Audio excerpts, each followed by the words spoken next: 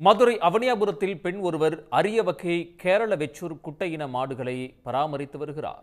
உலகம் முழுவதும் 150 மாடுகளே உள்ள நிலையில் இவரிடம் 5 மாடுகள் உள்ளன. அவனியாபுரம் திருப்பதி நகரைச் சேர்ந்த சங்கீதா என்பவர் அக்ஷயா என்ற பெயரில் கோசாலை நடத்தி வருகிறார். இவர் வளர்த்து வரும் பல வகை மாடுகளில் அரிய வகை மாடுகளான கேரளாவை சேர்ந்த குட்டையின வெச்சூர் வகை மாடுகள் 5 உள்ளன. தற்பொழுது குட்டையின மாடு ஒன்று கன்று இன்று உள்ளது.